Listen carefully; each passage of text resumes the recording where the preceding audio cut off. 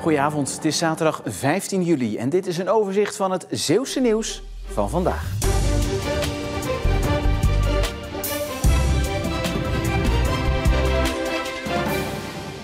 Camera's, meer beveiliging en verplichte legitimatie. Vanaf vandaag is dit het nieuwe beleid bij zwembaden in de gemeente Terneuzen. Zoals hier in Sas van Gent, waar het vorige week flink uit de hand liep. Lifeguard Timon was erbij. Vorige week zaterdag zijn er denk ik wel meer dan 1500 man gekomen. Dus ja, dan is het onwijs druk en dan is het echt goed opletten. Maar gelukkig is er niemand verdronken, maar voor de rest wel wat andere problemen plaatsgevonden. Zo werden kinderen over het hek gezet door de massale toestroom van vooral Brusselse families. Het bad werd afgesloten, maar daardoor ontstonden er opstootjes. Ik denk dat heel veel mensen uit de buurt niet meer komen, omdat hun ook overlast ervaren van anderen. De gemeente nam maatregelen. Zo zijn er vanaf vandaag alleen bezoekers welkom uit de eigen en omliggende gemeentes. Het is drastisch, maar volgens de wethouder is het hard nodig. Ik hoop in de toekomst met een goed toegangssysteem iedereen die zich gedraagt weer welkom te heten. Maar voor op dit moment zien wij geen andere mogelijkheid. De Vlaamse minister van Jeugd, Benjamin Dalle, vindt de maatregelen overdreven. Hij zegt dat mensen weigeren op basis van woonplaats fout is. Jammer maar helaas, hè. Normaal zijn ze altijd welkom en ik hoop in de toekomst ook weer. Maar wij moeten gewoon handelen. De regels gelden tot eind dit jaar. Bodycams zijn ook onderdeel van de veiligheidsmaatregelen. Maar die worden alleen uit de kast gehaald wanneer de situatie uit de hand dreigt te lopen. Ja, ik stop eigenlijk alles in die andere prullenbak. Maar dat is niet meer de bedoeling in Goes. Op 2 plekken in de gemeente zijn de afgelopen weken doneringen op prullenbakken geplaatst om statiegeldflesjes in te doneren. Verscholen achter de skatebaan hangt een donering. Het is een proef, maar werkt die eigenlijk? We hebben wel eens een flesje daarin gezet of een blikje, ja.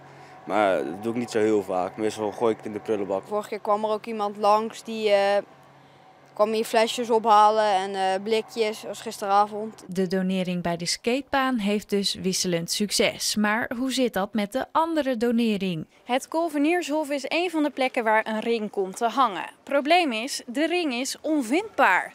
Ook ondernemers weten niet waar de ring hangt. En dat klopt, want uit navraag bij de gemeente blijkt dat de ringen er nog niet zijn opgehangen. Dat gaat binnenkort gebeuren.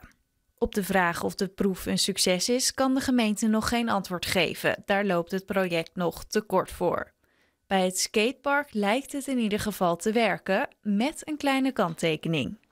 Er zijn maar 5 dingetjes om blikjes of flesjes in te zetten en dat is nogal weinig. En die zijn altijd vol, dus we zetten ze meestal naast de prullenbak voor ze. Dus wat jou betreft mogen er wel wat meer ringen om die prullenbak heen komen? Ja, eigenlijk wel, ja. De proef loopt nog tot 1 januari 2024. Jumbo-Visma! Een drukte van belang op het Spuitplein in Breskens voor de start van de Boilase Ladies Tour, de internationale vrouwenwedstrijd. Woensdag begon deze etappekoers met een proloog in Vlissingen. Vandaag de start van de 3e etappe in Zeeuws-Vlaanderen. Met de Nederlandse Charlotte Kool in de paarse leidenstrui. De renster uit Blaricum won tot nu toe alle ritten. Ook aan de start met nummer 151 Britte Graven uit Tolen en Maureen Arends uit Kruiningen. Rosita Rijnhout uit Wolfersdijk was deze week al uitgestapt. Hier vertrekken de rensters voor hun rit over ruim 83 kilometer naar het Belgische Westkapelle. Charlotte Kool wint ook deze wedstrijd en blijft leider in het algemeen klassement. Vanavond een tijdrit en morgen de slotrit. Allebei in België. Hij komt eraan, jongens. Kijk eens, hij komt aansprinten. Een laatkomer op de training bij voetbalclub Goes. Maar de sfeer is ongedwongen in de eerste week van de voorbereiding. Trainer Dennis de Rooijer kan erom lachen, want hij is blij dat het nieuwe seizoen weer is begonnen. Er zijn een paar nieuwe jongens gekomen, niet zoveel als vorig jaar. Maar wel een aantal, dus ja, die moeten ook weer wennen. En we gaan eens kijken waar we staan. En we hebben natuurlijk een goed seizoen gehad. Net geen prijzen gehad, dat niet, maar wel qua voetbal. Hoe we wilden voetballen, we hebben goed voetbal laten zien. Ja, en dat hopen we door te trekken. En ja, dan is het weer leuk om weer te beginnen. Vorig seizoen liep Goes promotie naar de 3e divisie mis. Wat toen niet lukte, moet dit jaar wel gebeuren. Ja, de jongens die natuurlijk vorig jaar nieuw kwamen, hebben nu al een jaar op dit niveau gespeeld. Dus mag je meer van verwachten. Dus je mag ook van ons als team meer verwachten. Eigenlijk vind ik dat je echt voor promotie mee moet spelen. Dat hebben we vorig jaar natuurlijk niet echt gedaan, omdat je er eigenlijk net te ver vanaf stond elke keer. Dus nu moet je eigenlijk wel echt voor promotie mee gaan doen. De meeste tegenstanders zijn nieuw. De KNVB heeft Goes namelijk ingedeeld in een competitie met zondagclubs uit Brabant en Limburg.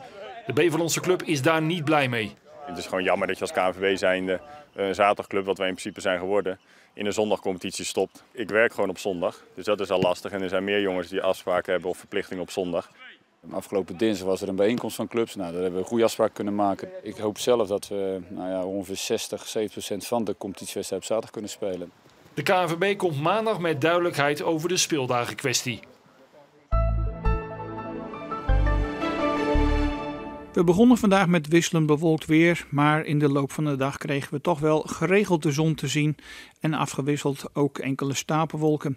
De temperaturen kwamen te liggen rond 23 à 24 graden bij een vrij krachtige wind uit het zuidwesten.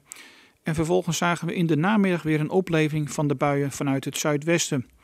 Deze trekken in de middag geleidelijk verder over ons heen en vanavond krijgen we dan weer daarachter brede opklaringen. En ook vannacht is er sprake van brede opklaringen met minimumtemperaturen rond 15 à 16 graden en een matige tot vrij krachtige zuidwestenwind. Later vannacht is er vlak aan zee wel een enkel buitje mogelijk. Morgen krijgen we een krachtige en vlak bij zee soms harde zuidwest tot westelijke wind. Met overdag een afwisseling van zon, stapelwolken en ook van tijd tot tijd een bui.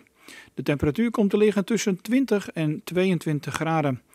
En volgende week zijn dat ook ongeveer de temperaturen. Het wordt 21 tot 23 graden. En we hebben af en toe te maken met enkele buien. Met name op maandag en op woensdag. Maar de zon die komt ook geregeld tevoorschijn. De wind blijft in een westhoek zitten en is matig, soms krachtig. En tot zover, maar we zijn nog niet helemaal klaar, want straks dan ben ik nog bij u terug met Zeeland de Week, met een overzicht van het Zeeuwse nieuws van de afgelopen week. Dus graag tot zo.